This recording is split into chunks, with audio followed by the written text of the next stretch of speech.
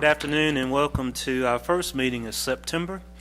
It's kind of fall in the air. It's kind of cool this morning. And looking forward to that time of the year. I want to welcome those of you in our chamber council and council chambers and those of you watching us on our Electric City Television. Our invocation tonight will be given by Councilmember John Roberts, and I will lead us in respects to the flags. Please rise. Heavenly Father, we thank you for the privilege to serve our community as we seek to serve with respect for all. We ask that you bless the task before us and give us clear insight and wisdom. May our personal faith and convictions give us strength to act fairly and honestly in all of the matters before us tonight. Please be with those who serve and protect us, and bless them and their families for the selfless acts they perform for our safety and for our freedom. In your Son's name we do pray. Amen. Amen. I pledge allegiance to the flag of the United States of America and to the republic for which it stands, one nation, under God, indivisible, with liberty and justice for all.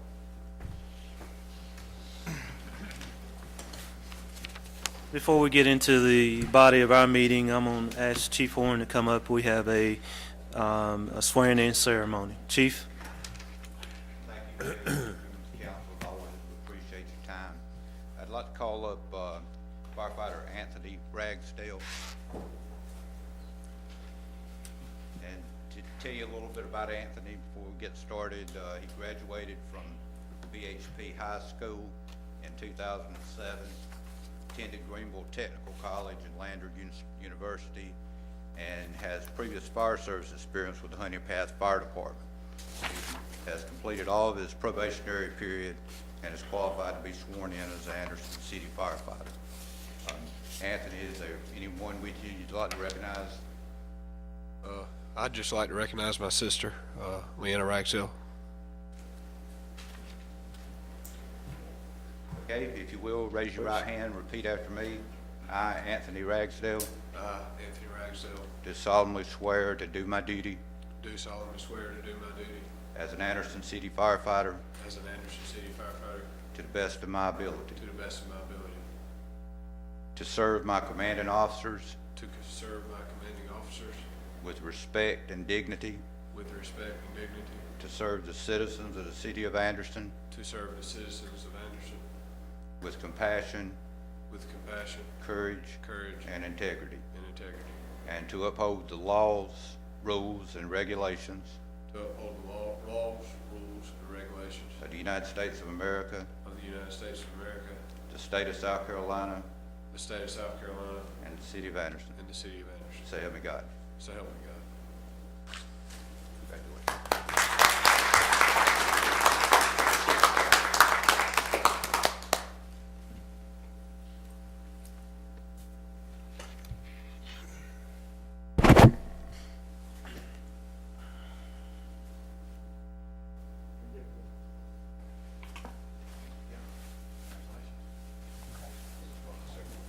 Congratulations. Glad to have you aboard. Congratulations on your service. Congratulations. Appreciate it. Congratulations.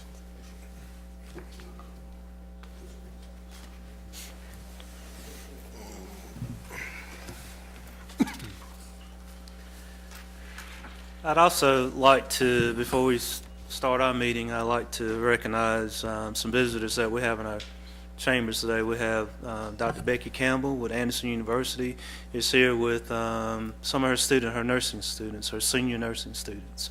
So we welcome you guys to our council meeting. I also understand you visited Dr. Thompson earlier too, so we appreciate you guys being here. The minutes of our August 25th meeting have been distributed. Are there any corrections or additions to the minutes? Not hearing any. Do I have a motion to approve? So moved. Second. We have first by the Mayor Pro Tem, second by Mr. Chapman. Mr. Roberts, I'm sorry. Mr. Buck Roberts. All those in favor say aye. Aye. Opposed? The minutes of August 25th passed unanimously. We have one item of old business, and that item is request second and third reading of Ordinance 14-13 to amend Chapter 70 of the Anderson City Code regarding sidewalk entertainment. Mr. Moore? Mr. Mayor and Council, if you don't mind, I'd like to turn this over to Linda McConnell. She's done most of the work on this matter, and we'll let her report. Thank you. Mayor and Council, this ordinance that's before you tonight does not have any changes from your first reading. You did ask us, however, to provide a little more information with regard to some of the provisions contained in this ordinance, and principally those are having to do with the criminal records check, also consideration for student or youth performers, and the fees and the just the interest that we've received from people who want to see these regulations in place. Regarding the criminal records check, part of the application process that we would go through would be filling out the application and providing a SLED criminal records check. Now, one of the questions you asked before was what would we be looking for in that, and what would be something that would indicate that we would not issue a permit for this type of activity. And those, a criminal record that indicates any type of violent offense, whether it was assault, sexual offender, drug violation, those would be the types of causes that would say we would deny that permit. The police department would be involved in assisting the downtown economic development office in administering this, and it is the same kind of language that other cities, particularly Greenville and Columbia, have used. In fact, the city of Greenville says that they reserve the right to deny a permit for a conviction for an act that would represent a potential threat to public safety or the security of the viewing audience. So this is something that's pretty easily defined as far as our police department is concerned and how they would assist us. The cost for a criminal records check is $25. You can actually apply for the records check online.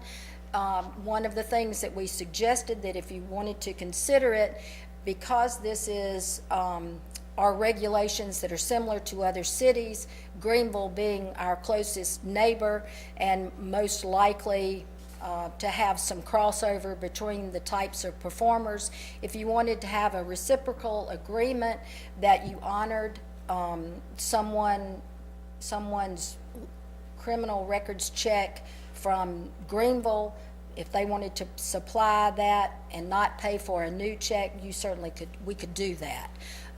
We would propose, though, that it be the SLED criminal records check, not just a county records check. With regard to consideration for a reduced price for student or youth performers, we could consider a reduced rate of $15 for students.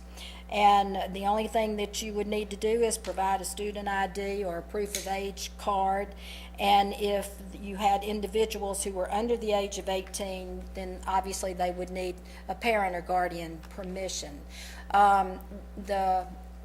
Most of the interest that we have received from people who want to participate in this are people who are actually, they're jugglers, they're magicians, they're musical performers, they're artists.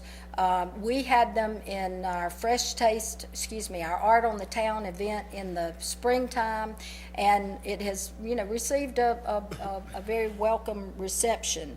Both the City of Greenville and the City of Columbia charge an annual fee of $50. Your administrative processes for these performers are not included in the ordinance. So if, as we proceed into this, we see that there are other changes with fees or how we actually process somebody's permit for this, you wouldn't need to amend the ordinance. We would change the administrative process. So again, I don't see this being something where we're going to be overrun with the number of people who want to do this. But it is certainly something that we see as an enhancement to allow musicians to be on your street, to perform and have the opportunity to solicit through their performance, to be able to accept tips for their performances. And it's something that I think is a signal of a more progressive city. So unless you have other questions, your staff is recommending passage of this on second and third reading. Have we had any public comment between the first reading and this? We have not, other than comments that we have solicited from those other cities. That's Good, it. thanks. Anything else? Dr. Thompson? Yes, then ma'am. Mayor Pro Tem? Then I wanted to ask about consideration for the traffic on the sidewalk. You know, pedestrians walking on the sidewalk, would there be anything that they would, and the performers were there, would that hold up the traffic, or?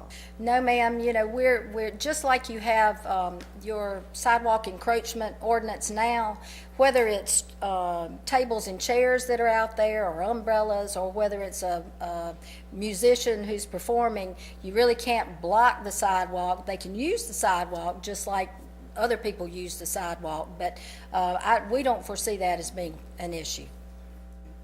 Mayor Pro Tem? I have two questions. Yes, This sir. is anywhere within the city of Anderson, correct? Well, this is principally for the downtown. Principally put downtown.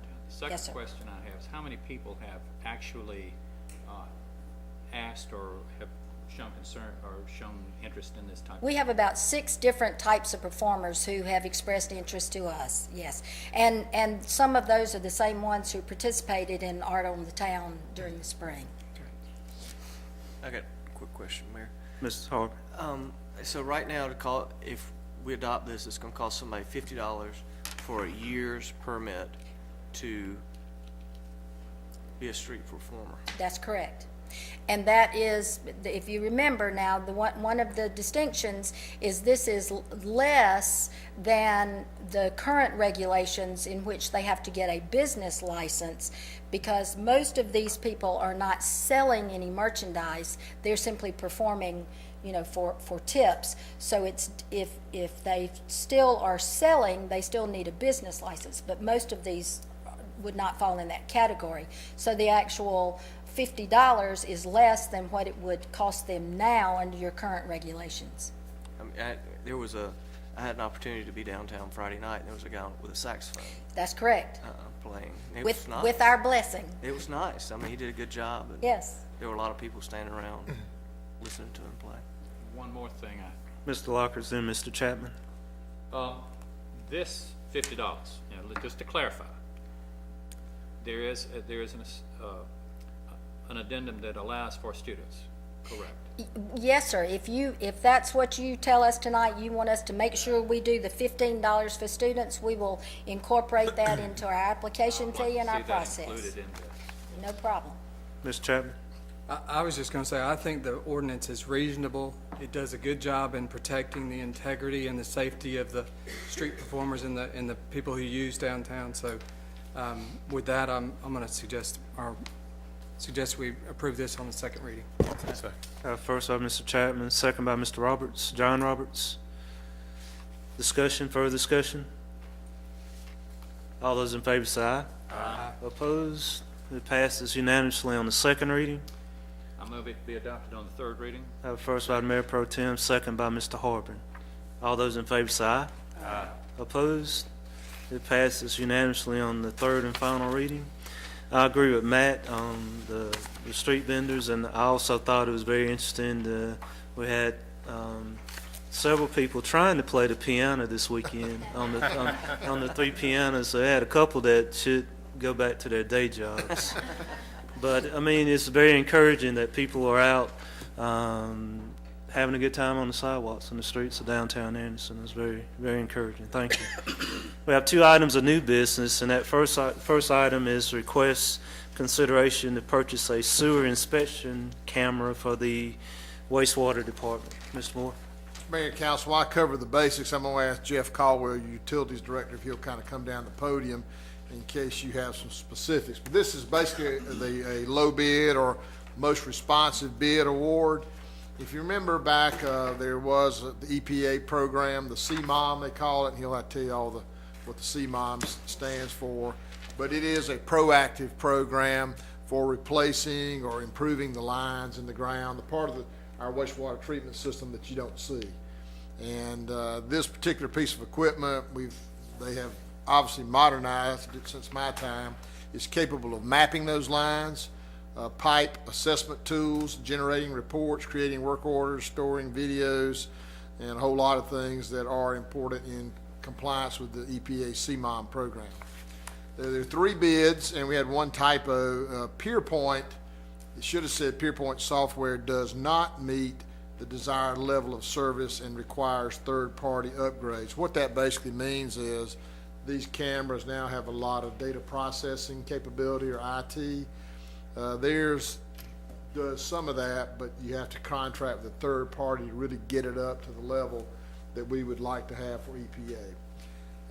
We prefer not to do that because that's just another contract that, on software that we don't need.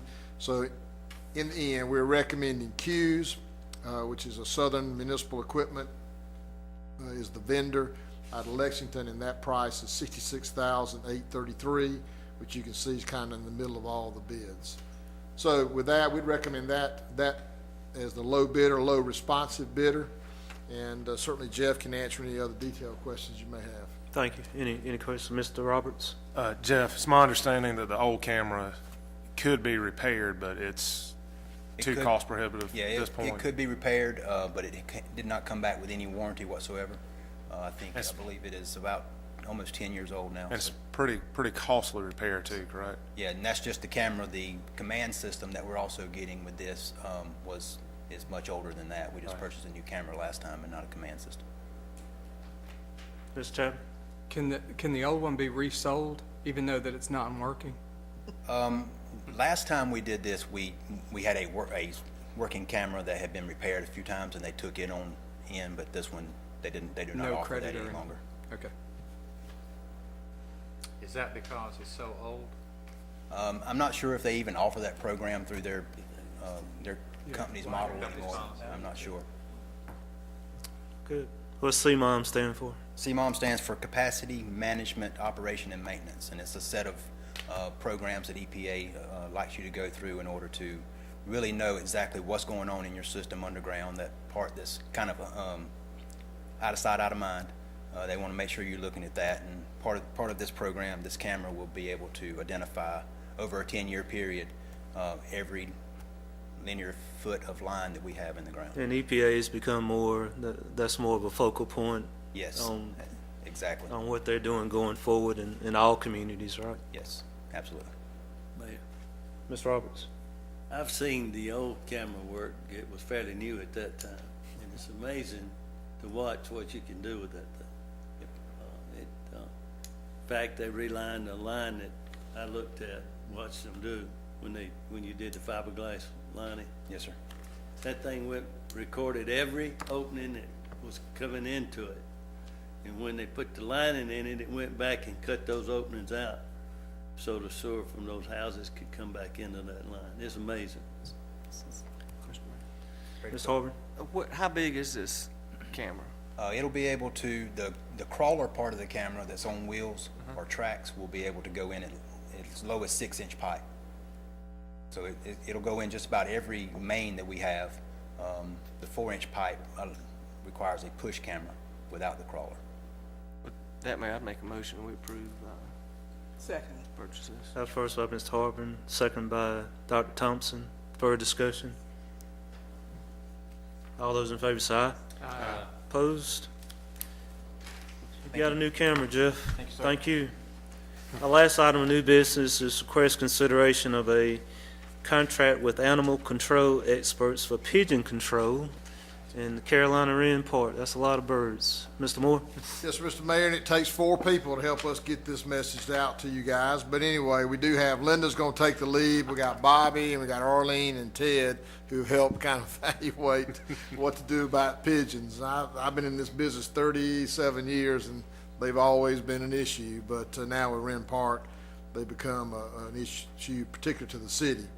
What Linda's gonna talk about is, we've gotten 3 bids on netting. That tends to be the final solution, or the best solution for controlling the pigeons, and I'll let her take it from there. But this, again, is a request to award a low responsive bid for netting. Jeff gets to talk about a sewer camera, and I get to talk about pigeons. Yeah.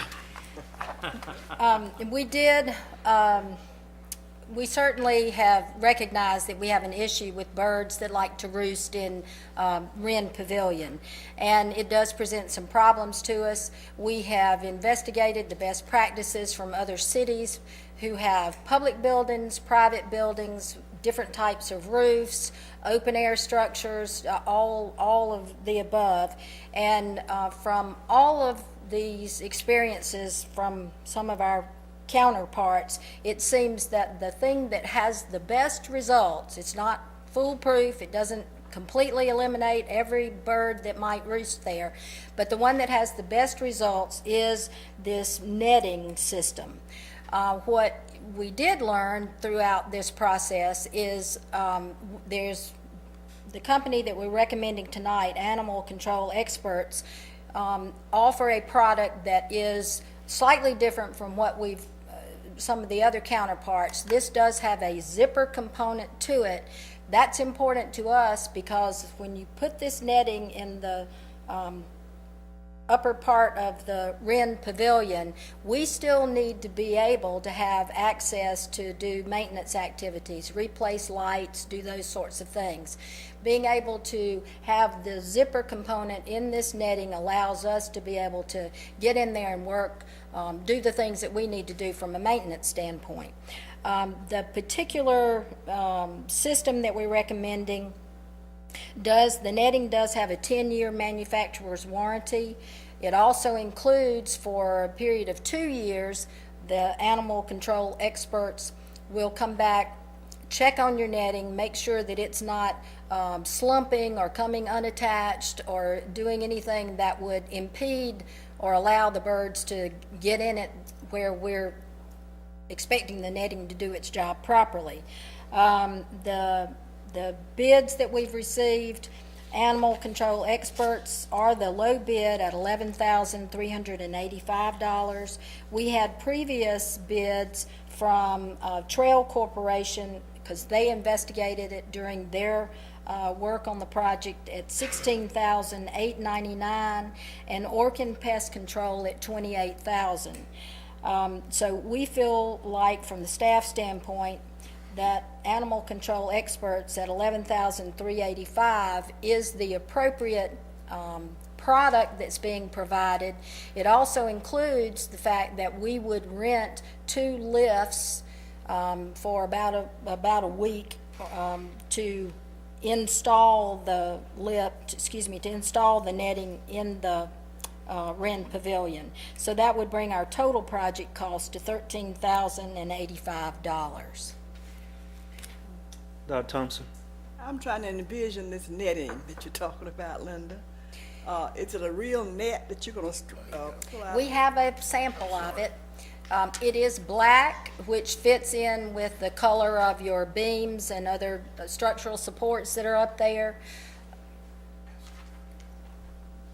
And so the birds are going to sit on the netting? No, the birds, the netting, the birds right now, Dr. Thompson, sit on those beams that are in there, inside the building. So this netting is underneath the beam so that they can't get to the beam to sit on it.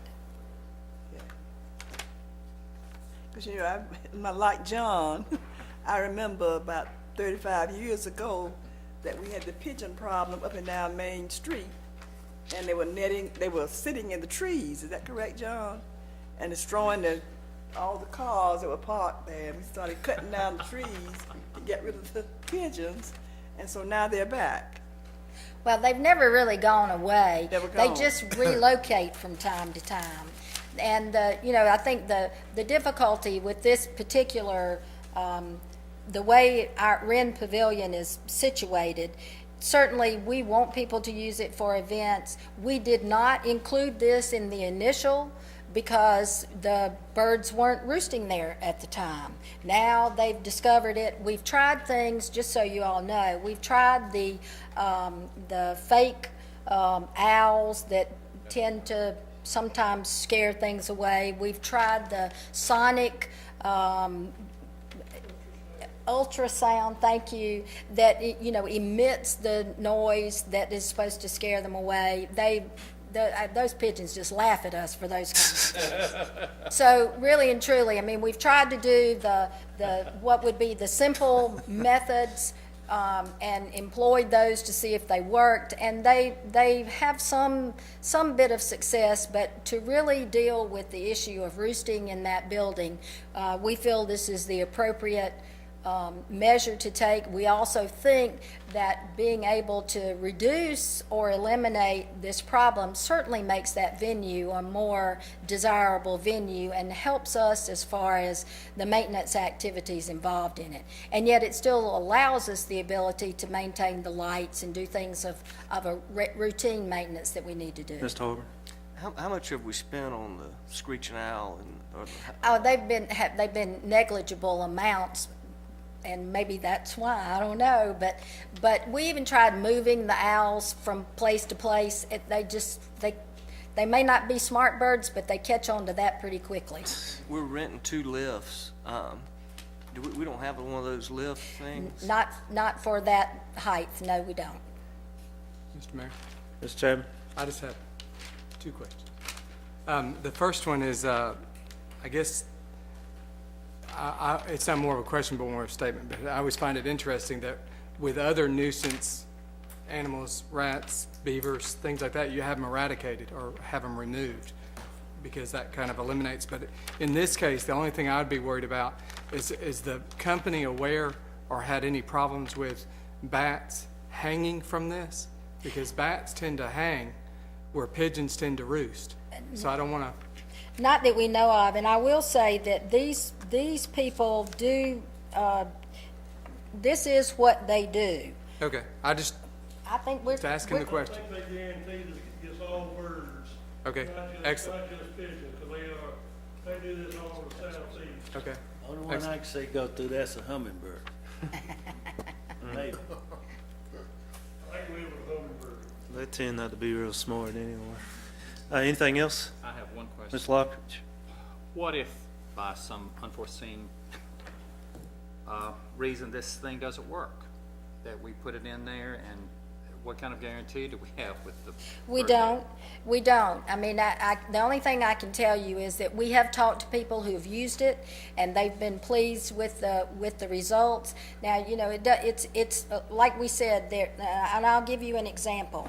In the if you're looking at the front from Whitner Street of Wren Pavilion, we have some other openings up there. We're not addressing those openings, but we have looked at those openings in terms of if that is another issue for us, we have some solutions for that we don't need animal control experts as a vendor to help with. So I guess we have no guarantee, Mr. Lockridge, but we think that the greatest chance of success is this system. Ms. Harbor? Just for, like Mr. Kervin, he's not here tonight, but a point of clarification, a bat is not a bird. A bat is a mammal.